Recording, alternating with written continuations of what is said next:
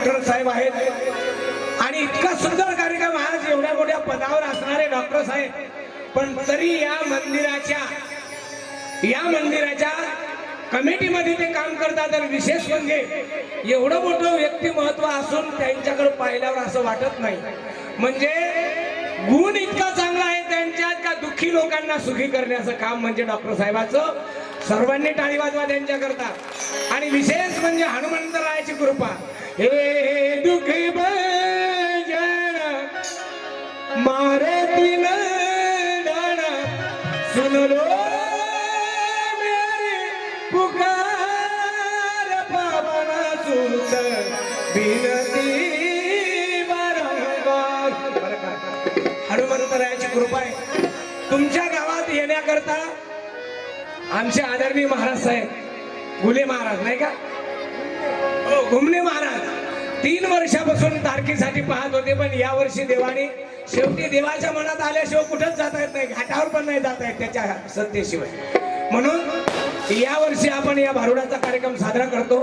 पण त्या अगोदर तुमच्या देवस्थानाचं महत्व इतकं आहे की अख्ख्या जगात मोठे मोठे कार्यक्रम होतात, पण प्रत्येक लोक महाप्रसाद घेतात आणि उभ्यानं खातात.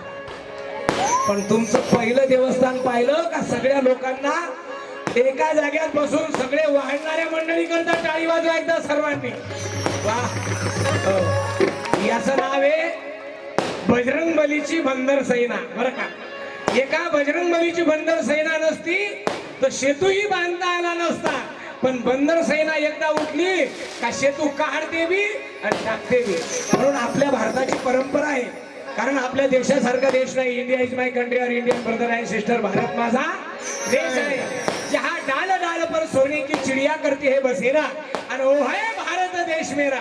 मग या भारतामध्ये या देशामध्ये आलेल्या प्रत्येक माणसाचं स्वागत होते. त्याचं नाव आहे अतिथी देवो भव. बरं का, महाराज म्हणतात मंदिरात नाही दिसला सावळा मुरारी. मग देव कुठं आहे हे जर शोधायचं असेल तर त्याकरता कार्यक्रम आहे. पण त्या अगोदर आमच्या सर्व कार्यकर्ते मंडळीने 2 मिनिटं स्वागताचा कार्यक्रम या ठिकाणी ठेवला आहे. सगळ्यांनी 2 मिनिटं शांतता राखून या कार्यक्रमाचं श्रवण करायचं. आणि या ठिकाणी आज आपण भारुड सादर करणार आहे. भारुड म्हणजे नुसतं मनोरंजन नाही, भारुड म्हणजे फक्त टाइमपास नाही, भारुड म्हणजे फक्त दांगडो नाही, तर भारुड हे आध्यात्मिक आहे.